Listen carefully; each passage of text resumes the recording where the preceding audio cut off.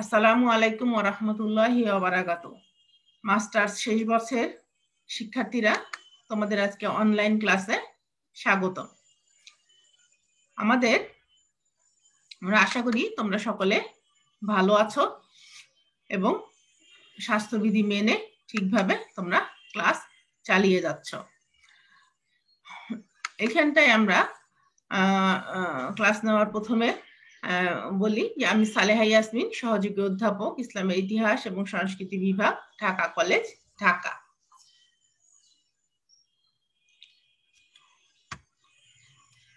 আমরা আজকে তোমাদেরকে যেটি আগেই বলে দিয়েছিলাম যে ওসিয়ত এবং ইসলামী উত্তরাধিকার আইনের সামাজিক এবং অর্থনৈতিক তাৎপর্য কি সেটি বিষয়ে আমি তোমাদেরকে পড়াবো। প্রত্যেক ব্যক্তি তার জীবিত অবস্থায় যেভাবে ইচ্ছা তা খরচ করতে পারে, কিন্তু মৃত্যুর পূর্বে রুগ্ন অবস্থায় সে যদি কাউকে কিছু দান করে যায় তাহলে সেটাকে ইসলামের পরিভাষায় ওসিয়ত বলা হয়। পবিত্র কোরআন ওসিয়তকে কার্যকরী করার কথা বলেছে। ওসিয়ত সংক্রান্ত প্রথম যে আয়াতটি নাজিল হয়েছিল সেটি হচ্ছে, তোমাদের কারো মৃত্যু উপস্থিত হওয়াকালে ধনমাল রেখে যেতে থাকলে ওসিয়ত করা তোমাদের জন্য ফরজ করা হয়েছে, সূরা বাকারা 18 নম্বর আয়াতে। তারপরে ইসলামে ওসিয়ত চালু হয়। ধন সম্পত্তির মালিক মৃত্যুর পূর্বে যদি তার ধন সম্পত্তি সম্পর্কে ওসিয়ত করে যান তবে তার মৃত্যুর পরেই এটি কার্যকর করতে হবে। ইসলামী অর্থনীতিতে ধন বন্টনের ওসিয়তের যথেষ্ট গুরুত্ব রয়েছে। এ ব্যবস্থা ইসলামী উত্তরাধিকারী আইনে সর্বাঙ্গ সুন্দর করেছে, কারণ মৃত ব্যক্তির সম্পত্তি থেকে উত্তরাধিকার লাভ করতে পারে নিঃস্ব এবং বঞ্চিত হলে নিঃস্ব এবং সর্বশান্ত হয়েছে এমন ব্যক্তিকে ওসিয়তের মাধ্যমে মৃত্যুর সম্পত্তির উত্তরাধিকারী করা যেতে পারে। যেমন এক ব্যক্তির 2 পুত্র সন্তান আছে, তার মধ্যে একজন যদি কিছু সন্তান রেখে পিতার জীবিত অবস্থায় মারা যায়, সেক্ষেত্রে সর্বাপেক্ষা অধিক নিকটবর্তী নীতির ভিত্তিতে শুধু জীবিত পুত্রই পিতার পরিত্যক্ত সম্পত্তির উত্তরাধিকারী হবে এবং মৃত পুত্রের সন্তানরা কিছুই পাবে না। এমত অবস্থায় পিতা তার জীবিত থাকাকালে নিজের ইয়াতিম নাতি নাতনির জন্য ওসিয়ত করে যেতে পারে, যাতে ওরা অর্থনৈতিক বিপর্যয় থেকে রক্ষা পায়। এখানে আমি যে কথাটি বলতে চাচ্ছি তা হচ্ছে যে আমাদের ইসলামে কিছু কিছু জিনিস আমরা জানি। ইসলামে কিছু জিনিসকে আমরা দেখি যে আইন দিয়ে করা হয়েছে এবং কিছু জিনিস করা হয়েছে মানবাধিকারের দিকে লক্ষ্য রেখে, যে সাধারণভাবে যেটাকে বাধ্য করা হয়নি, যেটি ফরজ করা হয়ে দিয়ে দেওয়া হয়েছে, বাধ্যতামূলক করা হয়েছে সেটি করতেই হবে। আর কিছু জিনিস রাখা হয়েছে ঐচ্ছিকভাবে, সেটার মাধ্যমে মানুষের মানবিকতা বিষয়টাকে আল্লাহ রাব্বুল আলামিন পরীক্ষা করবেন। এখানে যদি একটি মানুষ তার, যেটি একটু আগেই বললাম, যে তার কিছু সন্তানকে রেখে যায় তারও পিতার জীবিত অবস্থাকালে, তাহলে সেখানে তার পিতা অর্থাৎ সেই দাদা তার নাতি নাতনিকে ওসিয়ত করে যেতে পারে। শুধু পারেই না, বরং এটা অত্যন্ত গুরুত্বপূর্ণ বলে বিবেচিত হয়েছে। এখানে আমি যেটা বলতে চাচ্ছি যে একজন মানুষকে পরস্পরের যে অধিকার এবং একজন মানুষের যে পরস্পরের দায়িত্ববোধ, এটিকে ইসলামে বিভিন্ন কোরআন এবং হাদিসে উৎসাহিত করা হয়েছে। আমরা যদি বলি যে প্রতিবেশীর হকের কথা বলা হয়েছে, যে কোনো সেই ব্যক্তি মুমিন না যদি তার প্রতিবেশী না খেয়ে থাকে। আবার আত্মীয়তার হকের কথা বলতে যে আল্লাহ বলেছেন যে যে আত্মীয়তার সম্পর্ক রক্ষা করবে না সে জান্নাতে যেতে পারবে না। এইভাবে কোরআনে এবং হাদিসে আত্মীয়তার সম্পর্কের কথা বলা হয়েছে। এবং আমরা জানি যে বিয়ের মতন একটি গুরুত্বপূর্ণ বিষয়ে যে সূরা আন-নিসার প্রথম আয়াতটি পড়া হয় বিয়ে পড়ানোর সময়, সেটি হচ্ছে সূরা নিসার প্রথম আয়াত। এবং সেইখানটায় যে কথাটি বলা হয় যে আত্মীয়তার সম্পর্ক রক্ষার কথাও সেখানটায় বলা হয়। এভাবে আমরা কোরআন এবং হাদিসে আত্মীয়তার সম্পর্ক রক্ষা করা, পারস্পরিক সৌজন্য বোধের কথা বলা হয়েছে। এবং উত্তরাধিকারী বন্টনের করার ক্ষেত্রেও কোরআনে যে কথাটি বলা হয়েছে যে উত্তরাধিকারী যখন বন্টন করতে যাবে তখন যদি আশেপাশে কোনো এতিম ছেলে মেয়ে থাকে তাহলে তাদেরকেও কিছু দিয়ে তারপরে উত্তরাধিকারী বন্টন করতে হবে, যদিও বা এখানটায় অবশ্যই সকলের মতামত নিয়েই সেটি দিতে হবে।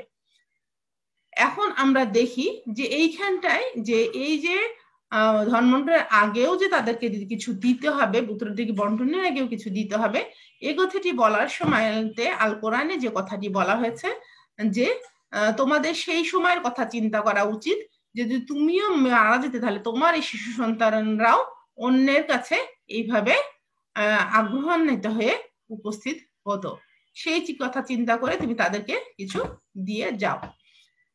আমি একটি বিষয় উদাহরণ হিসেবে সবসময় এটা বলে থাকি, তা হচ্ছে যে এটি এই ওসিয়ত করা শুধু মানে জরুরি না, এটাকে ফরজ করা যেহেতু হয়েছে।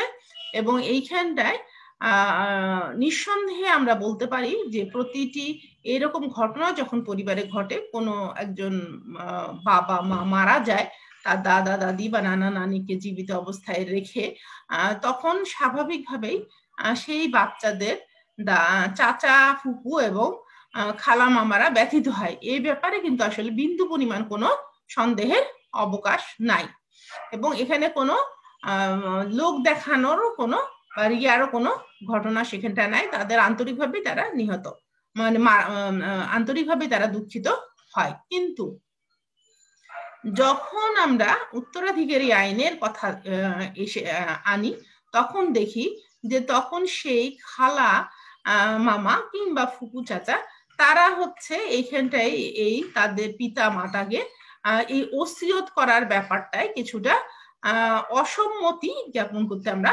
দেখে থাকি। অথচ আমরা কোরআনে দেখছি যে এটাকে অত্যন্ত বেশি গুরুত্ব দেওয়া হয়েছে, কারণ তাদের বাবা মা যে মারা গিয়েছে এই অভাবটা আসলে কোনো সম্পদ দিয়েই কখনো পূরণ করা সম্ভব না। এটা সেটা লাখ লাখ টাকা বা বিশেষ ভাবে তাদেরকে যদি স্থাবর অস্থাবর সম্পত্তি দেওয়া হয়, তবুও তাদের বাবা মা মারা যাওয়ার অভাবটা কখনোই হচ্ছে পূরণ হতে পারে না।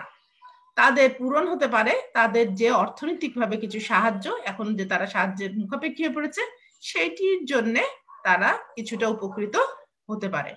এবং আসলে দাদা দাদি বা নানা নানি হিসেবে এটি প্রত্যেক বাচ্চা এটা একটা অধিকার যে তাদের দাদা দাদি নানা নানিরা এই কাজটা তাদেরকে ওসিয়ত করে তাদের এই দুরবস্থা পতিত থেকে তাদেরকে সুস্থভাবে বেঁচে থাকার জন্য আপ্রাণ প্রচেষ্টা করবে।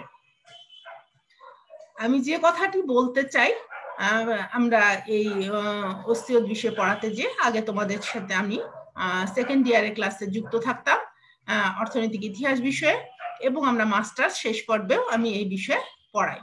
সেটি হচ্ছে যে আমি যদি ধরি যে আমি আমার মায়ের 18 বিঘা সম্পত্তি রয়েছে, এবং এইখানটায় আমরা 4 বোন এবং 1 ভাই, সেখানে যদি আমার মায়ের অবর্তমানে, যদি আমরা কেউই চাই না যে আমাদের মাটা আমরা সম্পদ পাওয়ার জন্য মরে যাক, মানে সাপোজ আমরা ধরে নিচ্ছি যে আমি সেই সম্পত্তির 4 বনে 12 বিঘা এবং আমার ভাই 6 বিঘা, এই হিসাবে কোরআনে যে কথা বলা হয়েছে সেভাবে আমরা পাবো। কিন্তু এই অবস্থাতে আমরা যদি আমার মায়ের জীবিতকালে আমরা হচ্ছে যে কোনো একজন মারা যায়, সেখানে আমার ভাই কিংবা আমার বোন বা আমি যেই হোক, সেটিতে আসলে আমি তার উত্তরাধিকারী হিসাবে আমি সেখানটায় থাকবো না, এবং আমার সন্তানরাও তার উত্তরাধিকারী হবে না। এইখানেই হচ্ছে ওসিয়তের গুরুত্ব, এবং আল্লাহ রাব্বুল আলামিন এইখানে এই ওসিয়ত করার এই পদ্ধতিটা এটি কোরআনে নির্দেশ দিয়েই আসলে এই এতিম বাচ্চাদের ব্যাপারে দেখাশোনার ব্যাপারে উৎসাহিত করেছে। যেটি এখানে আমি বলতে চাই তা হচ্ছে যে এখানে যে কোনো আমরা বোন কিংবা আমার ভাই যে কোনো জন আমরা যদি মারা যাই তাহলে সেই বাচ্চাদের অধিকারের ক্ষেত্রে, তাদের রক্ষণাবেক্ষণের ক্ষেত্রে, তাদের বড় হওয়ার প্রেক্ষিতে এখানে যে কোনো 3 ভাগের 1 ভাগ অংশ এখানে দিয়ে দেওয়া যাবে, যেটি আমরা কিছুক্ষণ পরে আবার বিস্তারিতভাবে আলোচনা করব। যে ওসিয়ত করা যাবে সম্পত্তির 3 ভাগের 1 ভাগ। সেখানে আমরা কন্যা সন্তান হই কিংবা পুত্র সন্তান হই। কন্যা সন্তান হলেও তার জন্য এই 18 বিঘার 6 বিঘা তার উত্তরে থেকে দেওয়া যাবে তাদের রক্ষণাবেক্ষণের জন্য, এবং পুত্র সন্তান হলেও তার জন্য এই 3 রক্ষণাবেক্ষণের জন্য সেটি দেওয়া যাবে। কিন্তু যেটি আসলে আমাদের সমাজে প্রচলিত নাই, এটি দেওয়ার কথা যখন আসে তখন আসলে জীবিত অন্য পুত্র সন্তান কন্যা সন্তানরাই আসলে এই ক্ষেত্রে কিছুটা প্রতিবন্ধক হয়ে যায়। আমরা যদি আসলে ইসলামের প্রতি এবং আল্লাহর কোরআনের প্রতি বিশ্বাস রাখি এবং নবীর সুন্নতকে আঁকড়ে ধরে থাকতে চাই এবং তার কথা মনে করি এবং আল্লাহ এবং মুসলিম হিসাবে আমরা যদি কোরআন এবং হাদিসকে মেনে চলতে চাই, তাহলে আমাদেরকে যেভাবে আমরা উত্তরাধিকারী হব সেটার যেমন ভাবে গুরুত্ব আছে এবং সেটিকে যেভাবে আমরা মানব, ওসিয়তের ব্যাপারটিও আমরা সেভাবে মানার চেষ্টা করব। তাছাড়া যে কথাটি বলতে চাচ্ছিলাম, এই যে পিতাটি মারা গেল তার ফলে ছেলে মেয়েরা কিন্তু এতিম হয়ে গেল। এই এতিম হওয়া বাচ্চাগুলোকে রক্ষণাবেক্ষণের জন্য কোরআন এবং হাদিসে যথেষ্ট পরিমাণে আয়াত এবং বর্ণনা করা হয়েছে এবং সেখানে এতিমের ব্যাপারে যে এতিমের মাথায় হাত বুলালে তার চুলের সমপরিমাণ সওয়াব পাওয়া যাবে, তাদের রক্ষণাবেক্ষণ করার কথা বলা হয়েছে, তারা ছোট থাকা অবস্থায় তাদের দেখাশোনা করবে তাদের সম্পদের, অর্থাৎ তাদের পিতামাতা রেখে যাওয়া সম্পদের, এবং যখন তারা মারা যাবে, যখন তারা বড় হবে সেই বাচ্চারা, তখন তাদেরকে সেই সম্পদ বুঝিয়ে দেওয়া। এবং যদি এই তত্ত্বাবধায়ক ব্যক্তি সেটা তার চাচা মামা খালা ফুফু কিংবা বাহিরের যে কোনো ব্যক্তি হয়ে থাকুক, তার যদি সামর্থ্য থাকে তাহলে তার উচিত যে হচ্ছে সে তার নিজের দিয়ে বড় হয়ে যাওয়ার আগ পর্যন্ত সন্তানটিকে সে লালন পালন করে দিবে তার অর্থ দিয়ে। আর যদি তার পক্ষে আর্থিক সামর্থ্য না থাকে তাহলে এটি বলবে বা এই সেই এতিম বাচ্চাটির সম্পদ নিয়ে তার দেখাশোনা করবে, কিন্তু অবশ্যই এই এতিম বাচ্চাটির সম্পদের খেয়ানত করা যাবে না। আমাদেরকে এই বিষয়টি খুব লক্ষ্য রাখতে হবে এবং আমি বাস্তবভাবে এটিকে আমাদের মেনে চলার চেষ্টা করতে হবে। এবং আমি একটি পরিবারকে দেখেছিলাম আমার স্টুডেন্ট লাইফে, সেটি হচ্ছে যে তারা একটা মধ্যবিত্ত পরিবার, কিন্তু তারা সবসময় একটি এতিম বাচ্চাকে তাদের পরিবারে রাখতো, যে সেইখানটায় তাদের আল্লাহর এই হুকুমকে পালন করার জন্যে, যে সেইখানটায় তারা তাদের ছেলে মেয়েদের মতোই সাথেই লেখাপড়া করতো, তাদের মতোই খেত, তাদের মতোই ছেলে মেয়েদের সাথে কাজকর্ম সবই করতো, এবং পরবর্তীতে তারা বড় হয়ে গেলে বিয়ে শাদী দিয়ে ব্যবস্থা করে যখন দিয়ে শেষ করতো তখন তারা তাদের বাসায় আরেকটি এতিম বাচ্চাকে নিয়ে আসতো। তাহলে দেখা যাচ্ছে যে আসলে কোরআনে এবং হাদিসে যদি যে কোনো এতিম বাচ্চার ব্যাপারেই যে গুরুত্ব দেওয়া হয়েছে, তাহলে সেইখানটায় নানা নানি দাদা দাদি বেঁচে থাকা অবস্থায় অবশ্যই তারা তাদের এই দাদা দাদি নানা নানির সম্পদ পাবার অধিকার রাখে। অবশ্যই এটা উত্তরাধিকার হিসাবে না, এটা আমরা ওসিয়ত হিসাবে আসবে। এবং এখানে বিভিন্ন আইনের কথা বলা হয়েছে, অবশ্যই যে দেশের আইন সে দেশের আইন সেখানে সে মানতে পারে, এ ব্যাপারে কোনো সমস্যা নেই। কিন্তু আমরা মুসলিম হিসাবে যদি আমরা বলি যে আসলে ইসলামে এই উত্তরাধিকার আইনের কোনো ঘাটতি নাই, এখানে অবশ্যই মানুষকে কিছু বাধ্যতামূলক জিনিস শেখানো হয়েছে এবং কিছু তাকে ঐচ্ছিক হিসাবে রাখা হয়েছে, এবং ওসিয়তটাও তার জন্য ফরজ করে দেওয়া হয়েছে। এটা আমাদের উত্তরাধিকারের আইনেরই পরিপূরক। এই জিনিসটাকে আমাদের সেখানটায় বুঝতে হবে এবং বিশ্বাস রাখতে হবে যে আমরা আল্লাহর আইনের প্রতি শ্রদ্ধা রাখব। এখানটায় আমরা এই পর্যায়ে যে কথাটির সাথে আরো বলবো যে পবিত্র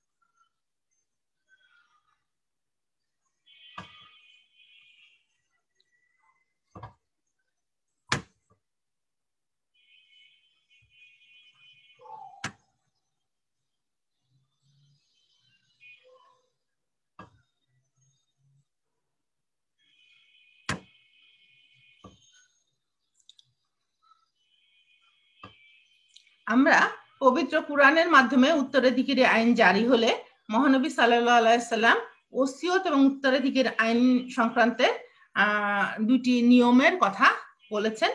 প্রথম নিয়ম হচ্ছে, উত্তরাধিকার আইনের মাধ্যমে যেসব নিকটাত্মীয় অংশ কুরআন নির্দিষ্ট করে দিয়েছে তাদের ক্ষেত্রে ওসিয়ত করে উক্ত অংশের কোনো হ্রাস বৃদ্ধি করা যাবে না। কোনো অংশীদারকে ওসিয়তের মাধ্যমে বঞ্চিত করা সম্পূর্ণ বেআইনি কাজ। আবার কোনো অংশীদারকে তার বিধিসম্মত অংশ ব্যতীত ওসিয়তের সাহায্যে অতিরিক্ত কিছু দেওয়াও বিধি বহির্ভূত কাজ। তিরমিজি শরীফে বলা হয়েছে, রাসূল সাল্লাল্লাহু আলাইহি সাল্লামের একটি হাদিস এখানে আমি বলতে চাচ্ছি, যে নিশ্চয়ই উত্তরাধিকারী আইনের মাধ্যমে আল্লাহ তাআলা প্রত্যেক হকদারকে তার হক দিয়ে দিয়েছেন। যে লোক উত্তরাধিকারী তার জন্য কোনো ওসিয়ত নাই। ওসিয়তের ক্ষেত্রে দ্বিতীয় নিয়ম হলো, ওসিয়ত মোট সম্পত্তির মাত্র 1/3 পরিমাণই হতে হবে। এর চেয়ে বেশি অংশের উপর ওসিয়ত করলেও তা কার্যকরী হবে না। রাসূলুল্লাহ সাল্লাল্লাহু আলাইহি সাল্লাম একজন মালদার ব্যক্তি সাদ ইবনে আবু ওয়াক্কাস রাদিয়াল্লাহু আনহুর ওসিয়ত সংক্রান্ত পরামর্শ নিবেদনের ক্ষেত্রে উত্তর দিয়েছিলেন যে 1/3 মাত্র এবং 1/3 অনেক।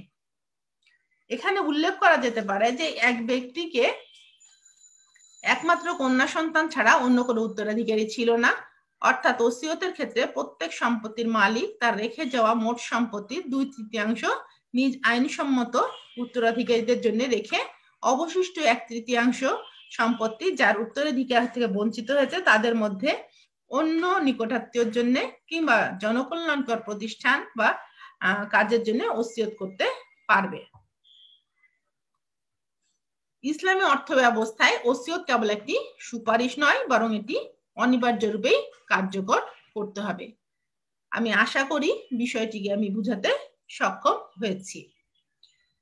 এরপরে আমরা যেটি বিষয়ে আলোচনা করব তা হচ্ছে ইসলামী উত্তরাধিকারী আইনে সামাজিক এবং অর্থনৈতিক তাৎপর্য। ইসলামে উত্তরাধিকারী আইন সকল প্রকার জুলুম, অবিচার, শোষণ, অসামঞ্জস্যতা ও ভারসাম্যহীন বন্টন পদ্ধতি থেকে সম্পূর্ণ মুক্ত এবং পবিত্র। ন্যায় নীতির ভিত্তিতে সম্পদ বণ্টিত না হওয়ার কারণে সমাজের মধ্যে অসাম্যের সৃষ্টি হয়। প্রফেসর টাগিস, ফিশার, ডক্টর কিয়ানন, বিভিন্ন পাশ্চাত্য অর্থনীতিবিদ বা চিন্তাবিদ উত্তরাধিকারের এই অসমতাকে সামাজিক অসমতার সবচেয়ে বড় কারণ এ ব্যাপারে ঐক্যমত পোষণ করেছেন। প্রফেসর টাগিস ইসলামের উত্তরাধিকারী আইন সম্পর্কে বলেন, উত্তরাধিকার আইনের প্রভাব সুদূর প্রসারী। একমাত্র এই ব্যবস্থায় যে ধনী এবং নিঃস্বের মধ্যে চিরন্তনী ব্যবধানকে দূরীভূত করতে পারে তা সুস্পষ্টভাবে প্রমাণিত হয়েছে। সাধারণভাবে আমরা দেখি যে সমাজে উত্তরাধিকার, জমি, যারা এ তিনটি এমন বস্তু যেগুলোর মাধ্যমে মানুষ কোনো চেষ্টা চরিত্র ছাড়াই বিরাট বিরাট সম্পত্তির অধিকারী হয়ে বসে। তাই এগুলো সম্পদ বন্টনের ক্ষেত্রে এমনভাবে সংস্কার করা প্রয়োজন যাতে কোনো অসাম্যের সৃষ্টি না হয়। নীতিগতভাবে ইসলামের উত্তরাধিকারী আইন পুঁজিবাদী দর্শনের পরিপন্থী। এ আইনের কোনো ব্যক্তি তার সম্পত্তির 1/3 বেশি ওসিয়ত করতে পারে না। অবশ্য সুস্থ অবস্থায় নৈতিক সীমার মধ্যে থেকে সে তার সমুদয় সম্পত্তি বিক্রি করতে পারে, কিন্তু মৃত্যুসজ্জায় শায়িত অবস্থায় সে তার সম্পত্তির 1/3 বেশি উইল, উপহার বা দান হিসাবে কাউকে দিতে পারে না। সম্পত্তির 1/3 পর্যন্ত ওসিয়ত করলে বাদ বাকি সম্পত্তি উত্তরাধিকারীর মধ্যে নির্দিষ্ট হারে বন্টন করতে পারে, কারণ ইসলামী বিধান অনুযায়ী উত্তরাধিকারী অংশীদারকে তাদের ন্যায্য পাওনা থেকে বঞ্চিত করা যায় না। কোনো অংশীদারই তার প্রাপ্য নির্দিষ্ট অংশের কম বা বেশি পাবে না। এভাবে বহু সংখ্যক অংশীদারকে মধ্যে সম্পদ পরিবন্টনের ফলে সামাজিক সম্পদের সুষম বন্টন নিশ্চিত হবে।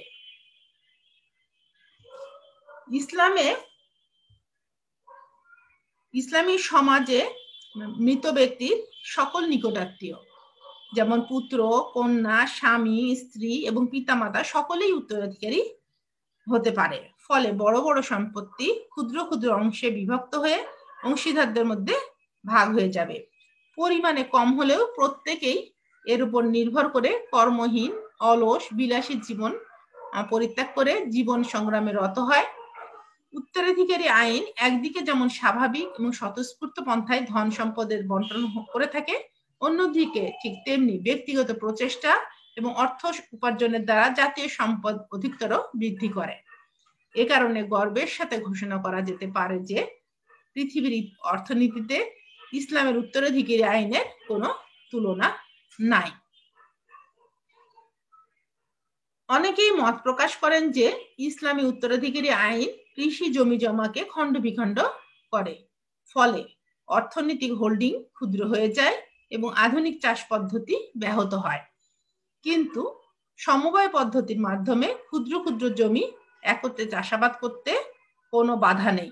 বস্তুত সমবায়ের মাধ্যমে জমিকে খণ্ডিত না করেও জমির হার অনুসারে এর ফসল ভাগ করা সম্ভব। কাজে সমবায়ের ক্ষেত্রে জমির স্বত্বাধিকার বিভক্তির ফলে জমির বিভক্তি অনিবার্য নয়। আবার অনেকে মনে করে যে মৃত ব্যক্তির সম্পত্তি উত্তরাধিকারীর মধ্যে বন্টন না করে একত্রে রাখলে তার সঞ্চয় বৃদ্ধি তথা মূলধন সংগঠনে অধিকতর সহায়ক হতে পারে। কিন্তু অধিক সঞ্চয়ের জন্য অধিক অসম বন্টন মেনে নেওয়া যায় কিনা তা অবশ্যই বিবেচ্য। আধুনিক শিল্পোন্নত সমাজে ব্যক্তি মালিকানায় উত্তরাধিকারকে যথাসম্ভব রাষ্ট্রীয় নিয়ন্ত্রণ বহির্ভূত রাখা হয়েছে। ফলে কোনো ব্যক্তি তার সমুদয় সম্পত্তি ওসিয়ত করে যেতে পারে, কিন্তু ইসলামী ব্যবস্থায় এই ওসিয়তের পরিমাণ মোট সম্পত্তির 1/3 সীমিত রাখার কারণে ব্যক্তির মৃত্যুর পর তার উত্তরাধিকারী তথা তার উপর নির্ভরশীল ব্যক্তিরা বেকারত্ব কিংবা অর্থনৈতিক অসহায়ত্বের শিকারে পরিণত হয় না।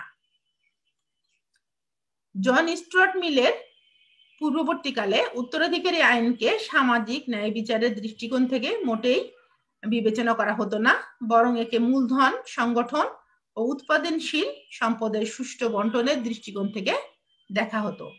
অবশ্য সমাজবাদীরা একে সামাজিক ন্যায় বিচারের দৃষ্টিকোণ থেকে পরীক্ষা করার চেষ্টা করেছেন। জন স্টুয়ার্ট মিলের সময় থেকেই একদিকে উত্তরাধিকার এবং ওসিয়তের সপক্ষে বক্তব্য রাখা হয়েছে, কারণ এর ফলে মানুষ সঞ্চয়ে উদ্বুদ্ধ হবে এবং মূলধনকে সর্বাধিক উৎপাদনশীল কাজে নিয়োজিত করার চেষ্টা করবে।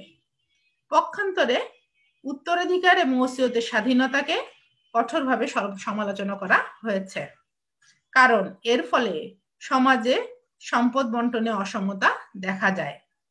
কাজেই একে যথাসম্ভব সীমিত রাখার উদ্দেশ্যে রাষ্ট্রীয় হস্তক্ষেপের প্রয়োজনীয়তার কথা বলা হয়েছে।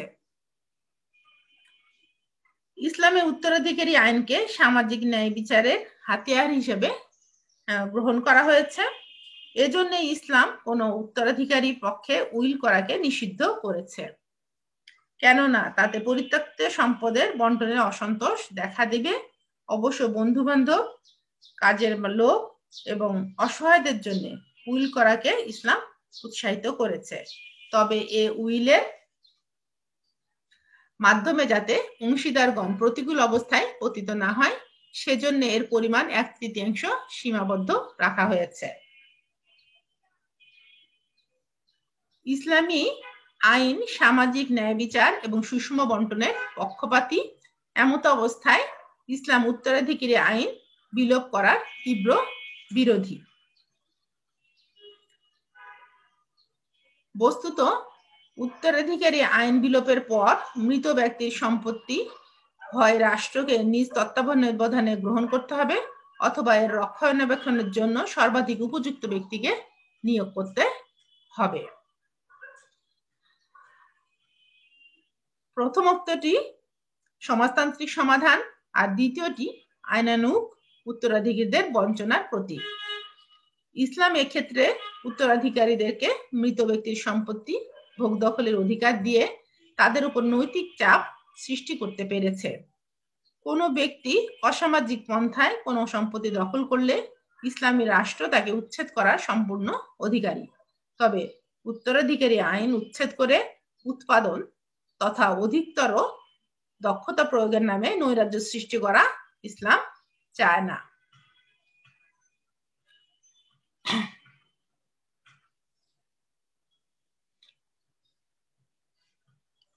ইসলামী উত্তরাধিকারী আইনের বিশেষ উল্লেখযোগ্য বৈশিষ্ট্য হলো নারীকে অর্থনৈতিক কার্যকলাপে শরিক করে তথায় সম্পদের অংশীদার করা।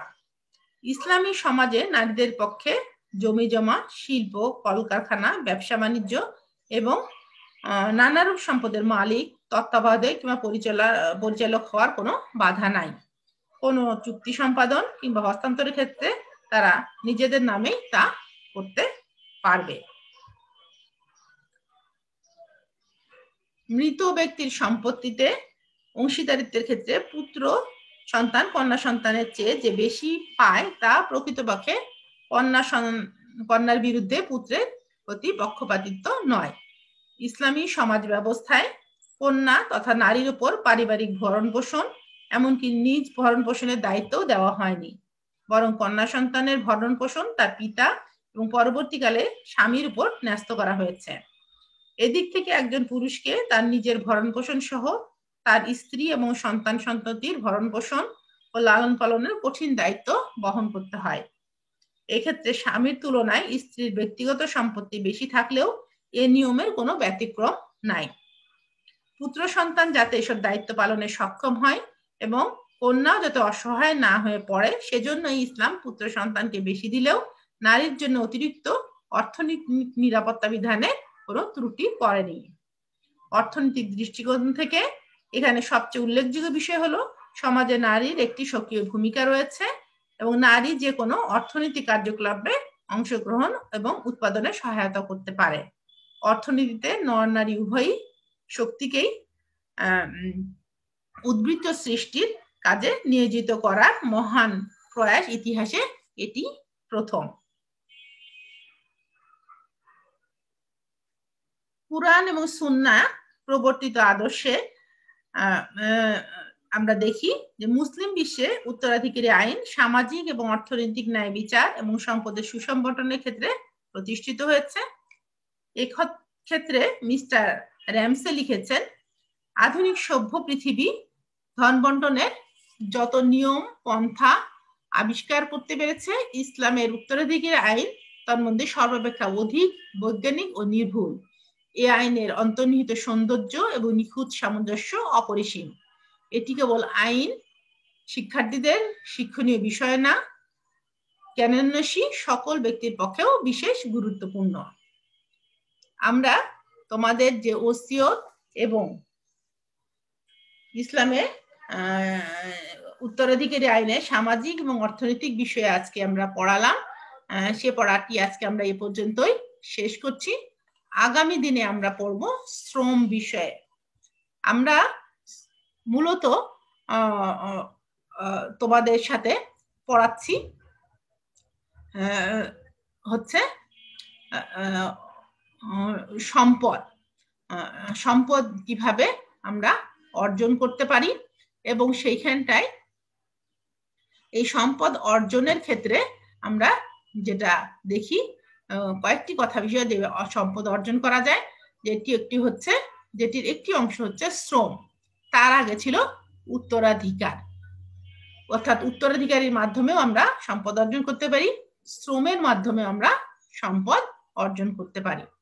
আমরা উত্তরাধিকারী বিষয়ে বিস্তারিত আলোচনা করেছি এবং এটির সাথে একটি ওসিয়ত একটি গুরুত্বপূর্ণ অংশ ছিল, যেটিও আমি তোমাদের বিষয়ে সাথেও শেয়ার করলাম। এবং এরপরে আমরা শ্রমের মাধ্যমে আমরা কিভাবে সম্পদ অর্জন করব সেই বিষয়টিকে আমরা এর পরের দিনে আমরা পড়াশোনা করব। আমরা আশা করি যে প্রত্যেকটা মানুষই আসলে